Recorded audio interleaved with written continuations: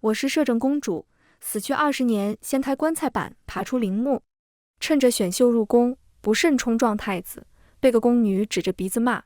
太子要把我抓去审问，转头皇后拉住我的手，一边哭一边训斥太子：跪下，这是你姑姑，打了皇子，惹来宠妃妈，要打碎我全身骨头。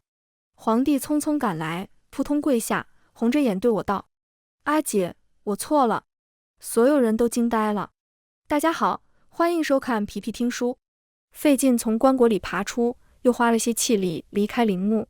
重见天日那刻，我是真没想到自己还能醒来。记忆里最后一幕是毒发身亡时，皇帝惶恐无措的脸，不断哭喊着阿姐，声声泣血。我垂眸凝思，看来下毒的应该不是皇帝。进城一番了解，却不想已是匆匆20年。皇帝成了人们口中的暴君，我随便转了2日，竟遇到好几波意图谋逆的，更甚者，认出其中一人是我曾经的部下。我大成皇朝已是如此风雨飘摇了吗？摇头，败家子啊，败家子！我趁着选秀进宫，20年过去，宫里已没几个人记得我，更何况还是重回年少时的我。但我的姿容和仪态引得众人侧目。嬷嬷说我简直比那些待了几十年的老工人还规矩。笑死，前头20多年，生在皇宫，长在皇宫，最终死在皇宫，还能有人比我更了解这皇宫的规矩？有秀女不忿，从鼻子里哼出一声：装什么装，再装比得过那位？人家可是御前第一宫女，传闻与当年的摄政公主有几分神似，陛下和太子。住口！皇家之人岂是尔等可妄议的？那秀女被狠训一顿，看向我的眼神更怨恨了。我没把秀女放在眼里，思索她方才的话。御前第一宫女，还与我神似，在土里埋了20年，这世界完全看不懂了吗？我安心做着秀女，并不急着去找皇帝。期间有人试图霸凌3次，被栽赃1次，言语辱骂更是照1日3餐的来。秀于邻者，风必摧之。这道理我3岁时就懂了。当年我大权在握，替天子理政，朝野内外谩骂不休，民间口诛笔伐，朝堂死谏者众，骂我牝鸡司晨。如今才哪到哪？啪！我一巴掌扇过去，脸上浅笑嫣然，拽住秀女衣领拉近，盯着她眼睛。苍蝇到处嗡嗡叫无所谓，但嗡到脸上是会被随手拍死的。久处高位生死予夺的眼神，岂是一个小小秀女能承受的？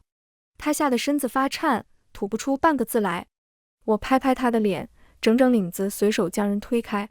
别总盯着我，我们不是一路人，非往脚下撞，到时被踩死实在冤。等我走出去，屋子里一众秀女才敢大喘气，彼此面面相觑，惊疑不定。这样的气势，什么样的人家才能养出来？可他们打探过，我不过5品知州的女儿。我熟门熟路地穿过御花园，变化竟然不大，种的都还是当年同一批花草。路过假山，传来说话声：太子殿下，你不能这样。我虽是奴婢，但也是有尊严的，你不能践踏我的尊严。我脚步微顿，哪来的睿智发言？假山另一边，少年太子眉目冷清，嘴角挂着一丝讽笑。这就是我那好大侄啊，倒是长得跟阿弟有几分相像。她身前是一名容貌清秀的宫女，直挺挺站着，满脸倔强，眼神坚贞不屈。只看那宫女，还以为她被恶势力逼迫了呢。不确定，再看看。宫女挥舞双臂，激动地表述着，少年太子却看都没看她，视线落到一旁波光粼粼的湖面。我听了几句明白过来，这宫女正是那位御前第一宫女，名唤千英。她来给太子送精心准备的糕点，被太子无视，于是她怒了，委屈了，觉得太子不尊重自己的劳动成果。我看不懂，真的看不懂，是这些年的选秀标准下放到地心了？不然这样的人是怎么留下当宫女的？当年我穿成公主都没这样的自信。在千英提出要太子道歉的诉求后，太子似乎终于耗尽耐心，挥手让随侍的太监把人拉走。千英被拉走时，还一边挣扎一边大喊：太子殿下，你不能这样对我，你自己乱伦，还有什么资格管别人？你以为我会就这样算了吗？我会找陛下主持公道的。少年太子眸底闪过一抹厌烦，他没有马上离开，而是转身望向假山。出来！被当场抓包的我毫无惧色，施施然走出。太子看到我愣了下，他身边的太监指着我呵斥：大胆，见到太子还不跪下行礼！我明目张胆地打量着眼前少年，眼神不自觉流露慈爱。那可不行，我怕你受不起。几岁啦？课业如何？哦，如今的皇子可还学地理农政啊。我仿佛幼儿园老师在哄3岁的宝宝。太子被问懵了，一时忘了生气。这位年岁和他差不多的宫女，为什么会用慈爱的眼神看他？母后都没用这种眼神看过他。而且她一介刚入宫的宫女，如何得知皇子课业？太子的眼神冷下来，我却越看越欣喜，眼神都看成怜爱了。老话说隔辈亲，诚不我欺。我一手带大的阿弟，小时可爱，长大却慢慢与我生系，甚至一度到刀兵相向的地步。放肆！敢这样跟太子殿下说话，不要命了吗？我对太监尖利的嗓音充耳不闻，依旧慈和端详着太子。你叫什么名字啊？你娘亲是宜泽吗？大胆，敢直呼皇后娘娘闺名！我目光欣慰且复杂，当年亲自挑选的小姑娘，终究还是坐上了皇后之位。阿弟最后还是听了阿姐的话啊！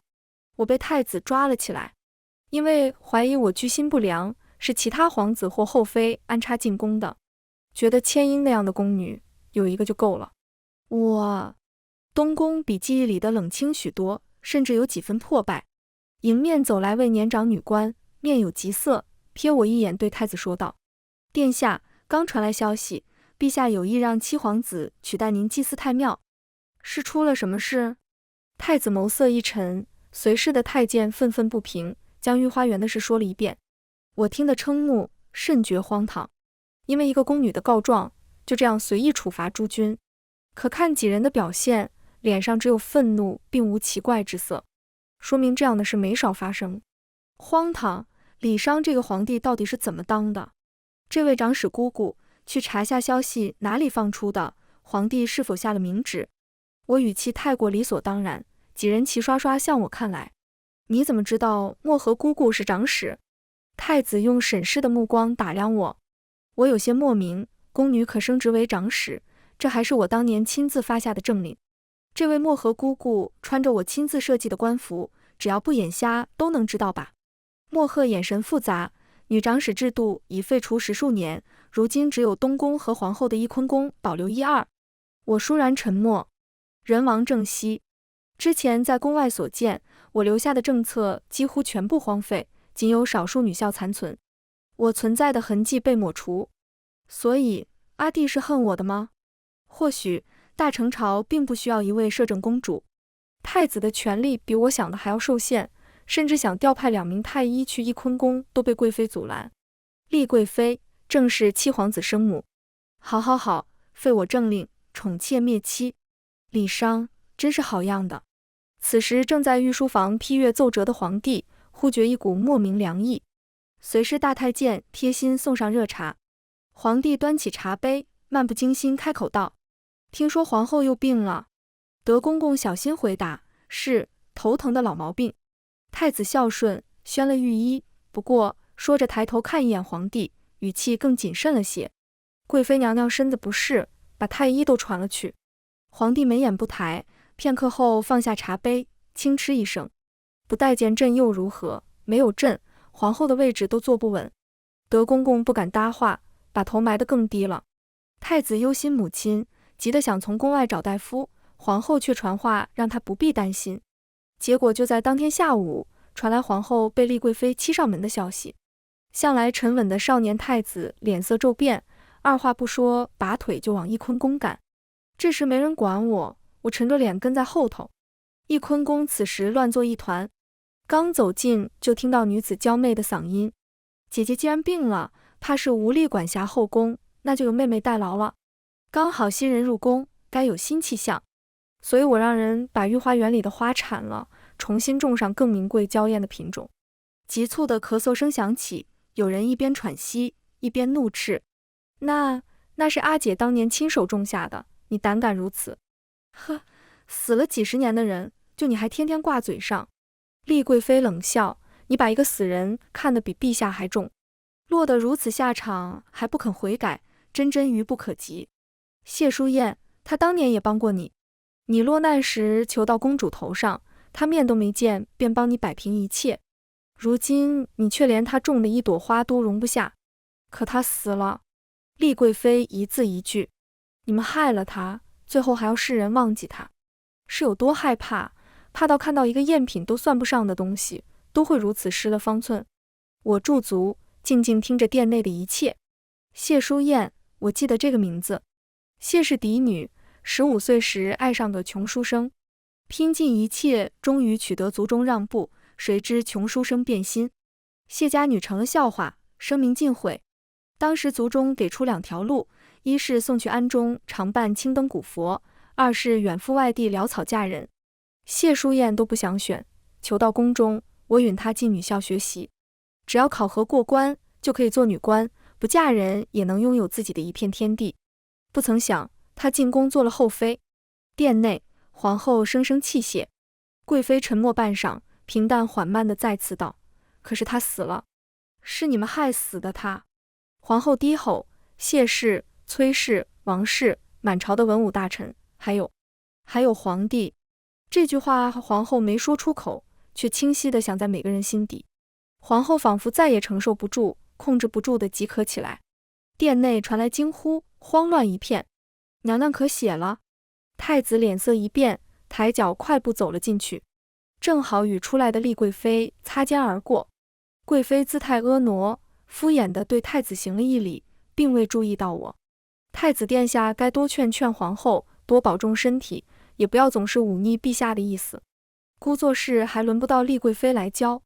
太子淡淡回了一句，便看也不看地去到皇后跟前。谢家的主事人可是谢明德。我的话让厉贵妃停下脚步，皱眉看过来，见我一个小小宫女敢直呼其父名讳，第一反应是发怒，可视线对上我平静的面容时，那怒气不知怎地就消了，甚至不自觉地回答了我的问题。如今谢家当家人是本宫兄长。哦，谢怀慈，当年那个文弱小子，现今倒也能独当一面了。你是什么人？厉贵妃惊疑不定。我笑了笑，回去问问谢怀慈，他欠我的承诺什么时候兑现？当年我出手帮谢淑燕，其实主要还是看在谢怀慈的面子上，他是我给皇帝选的伴读。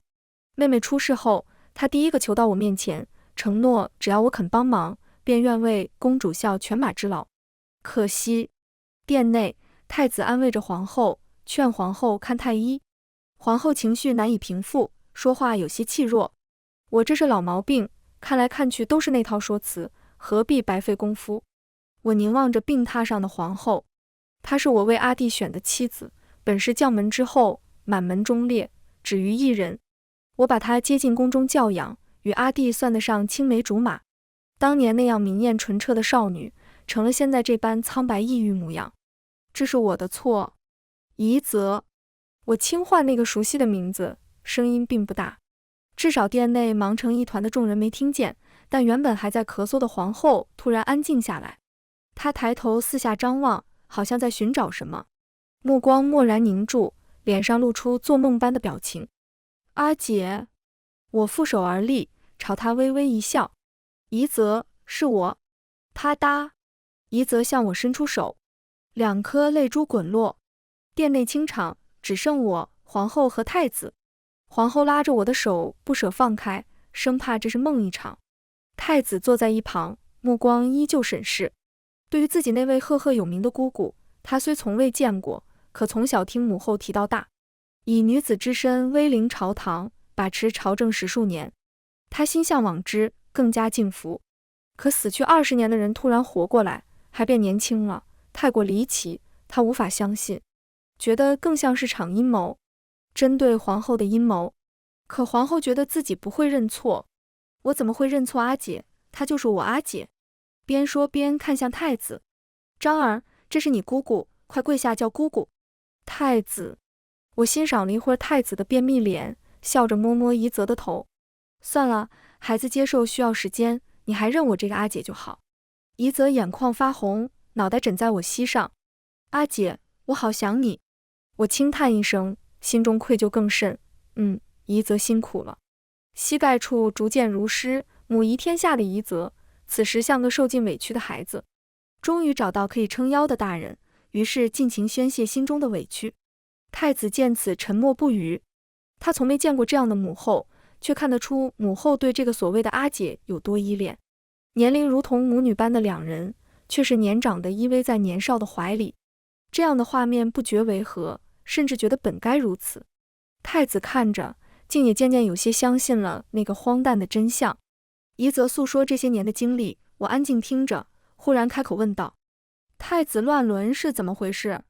大殿死一般寂静，我在宫外便听人说什么太子觊觎自己父皇妃子，到了宫里，一个宫女更是敢当众骂太子乱伦，这样的罪名，哪怕是一国储君也担不起。可偏偏太子的罪名传得人尽皆知。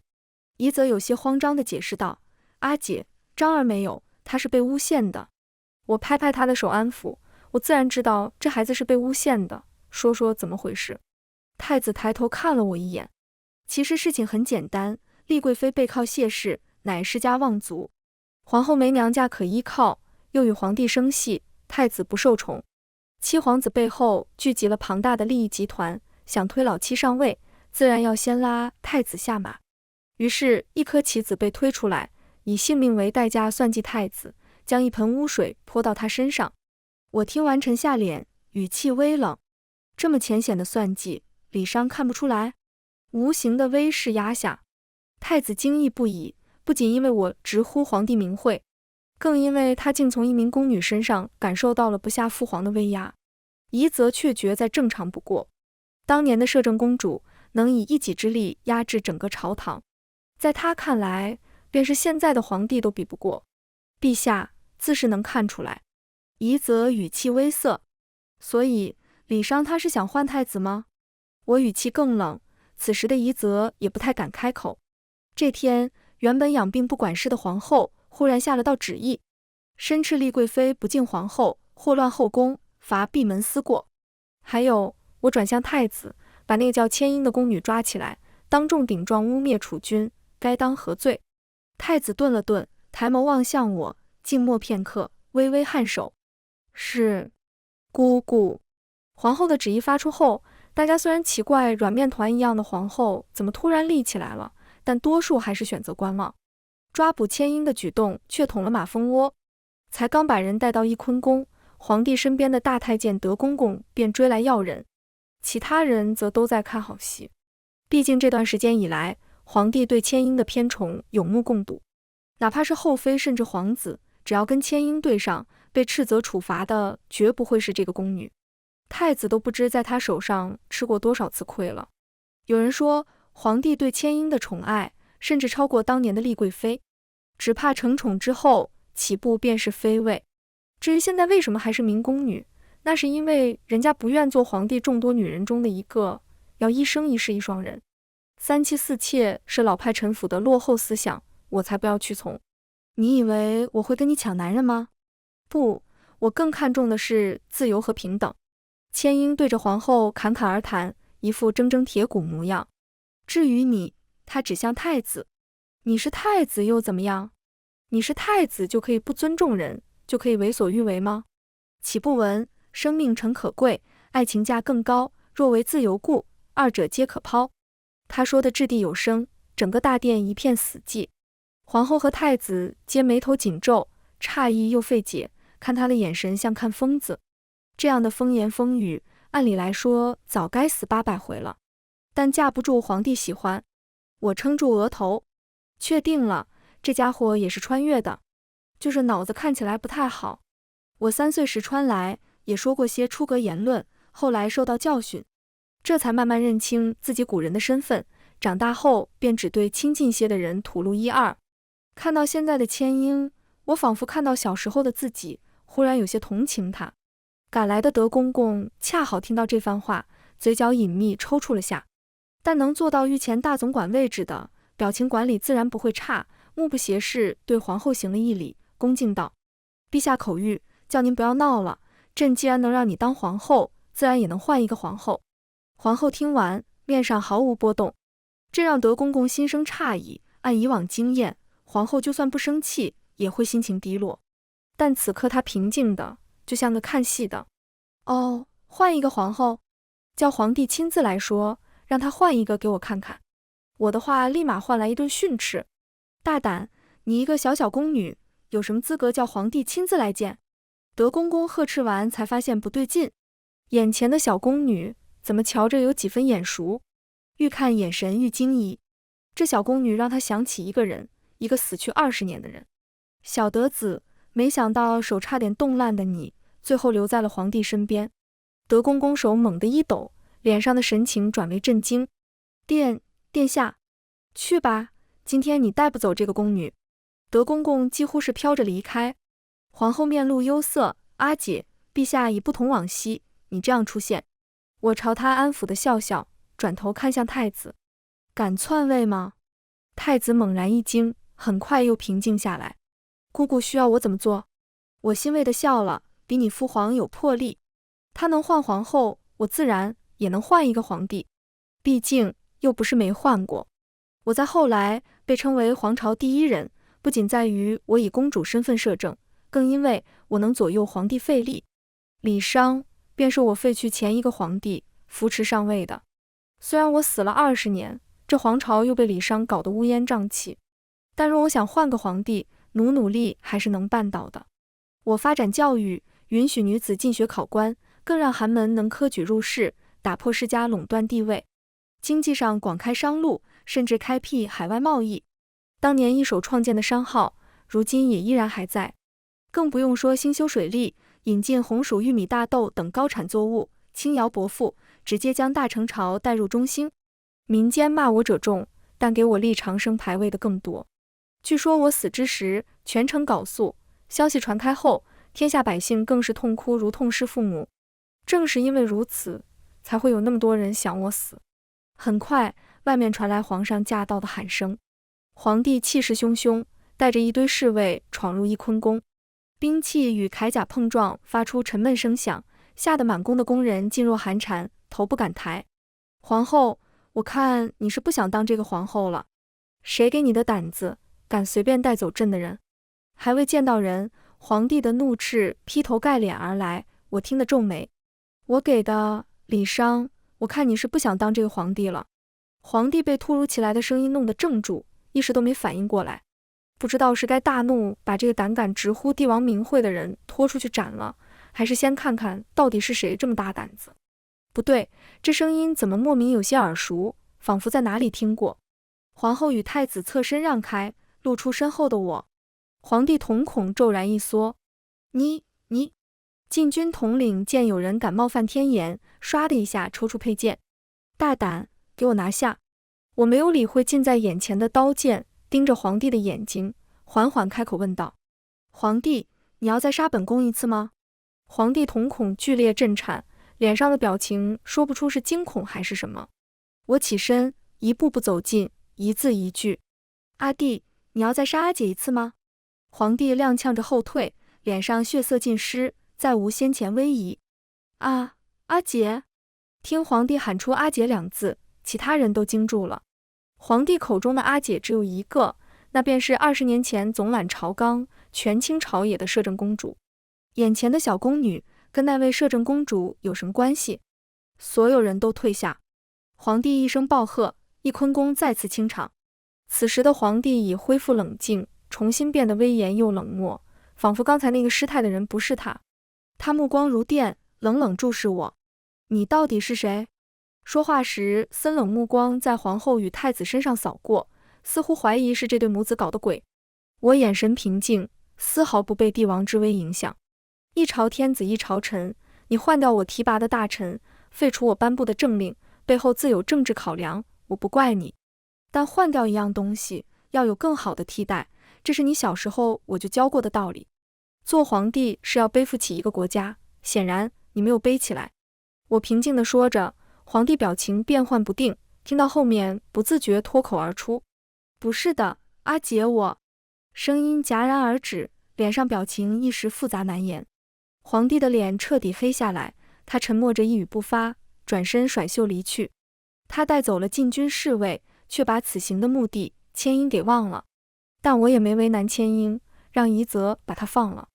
离开前，千英还以为是皇帝救的他，满脸写着不情不愿，低着头闷声嘟囔：“万恶的封建社会！”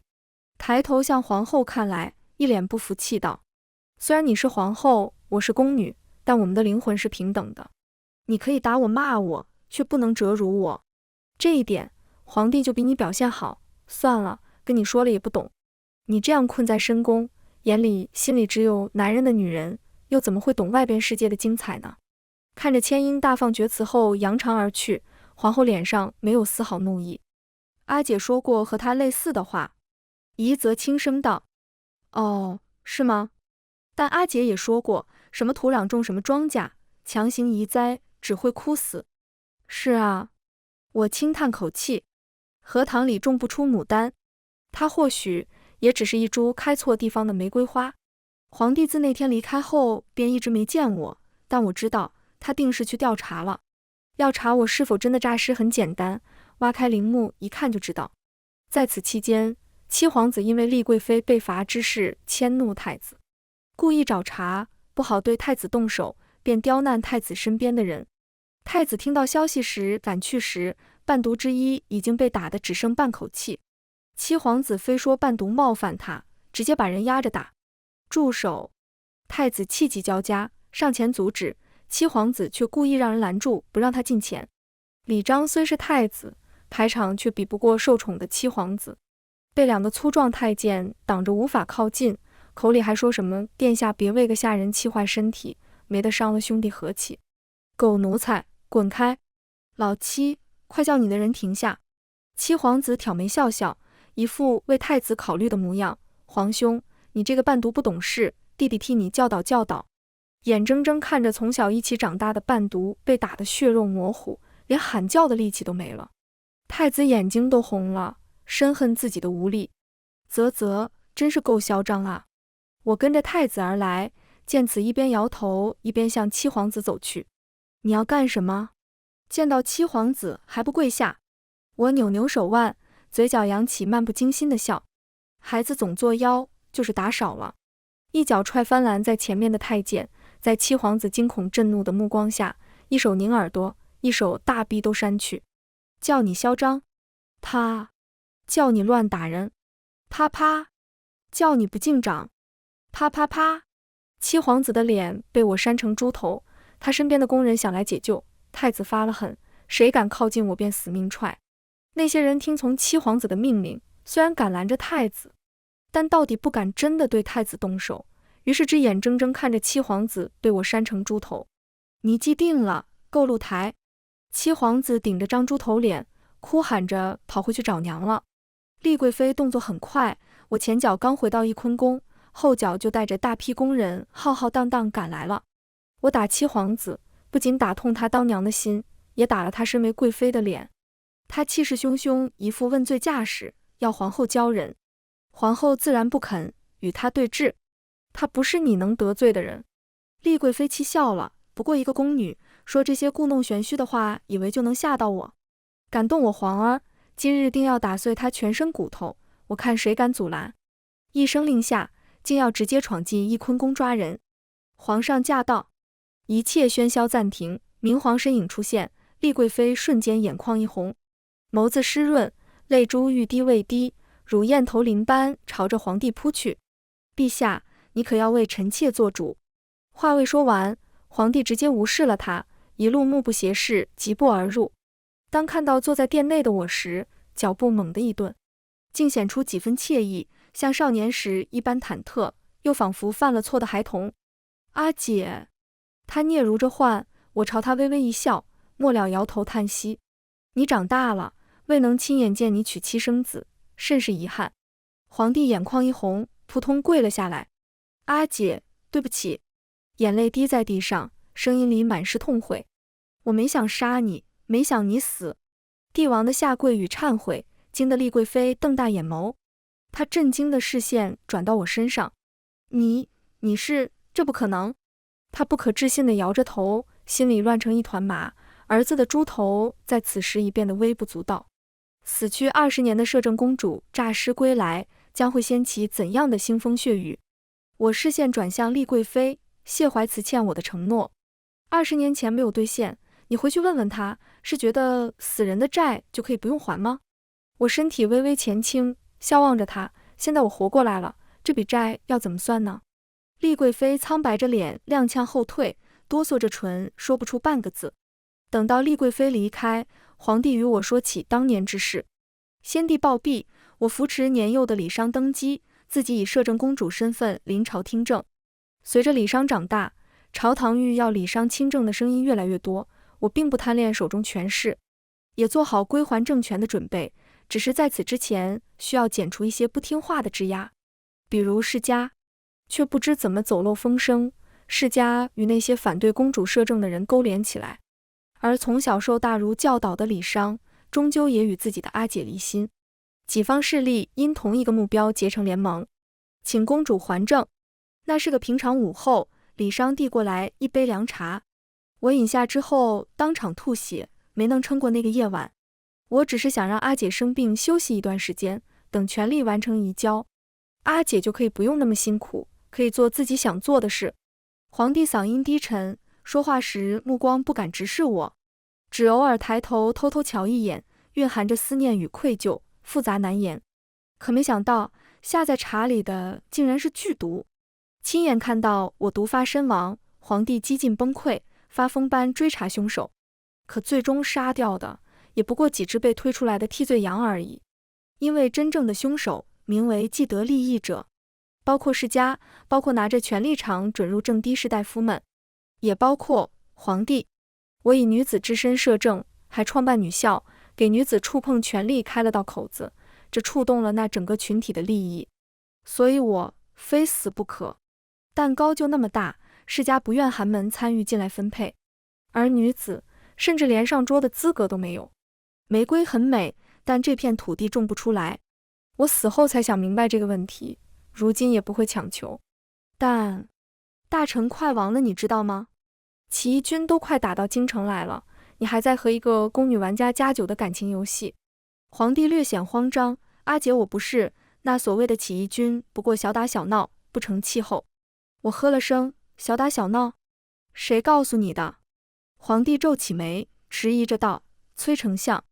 我顿时笑了，崔仲乾，又一个世家大族，属朝堂，还有几个真正属于你的臣子。这片土地无法改变，可土地上的庄稼，我要按自己的心意来种。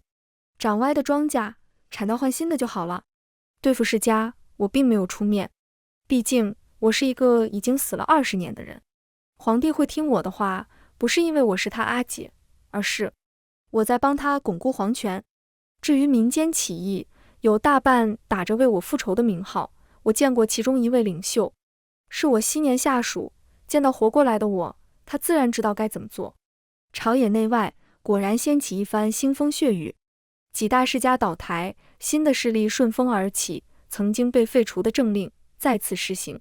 后宫最受影响的是厉贵妃，她被褫夺贵妃之位，一路降到嫔，七皇子则被保下来了。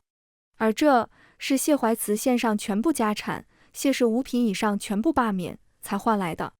谢淑燕崩溃哭闹，以绝食威胁要见我一面。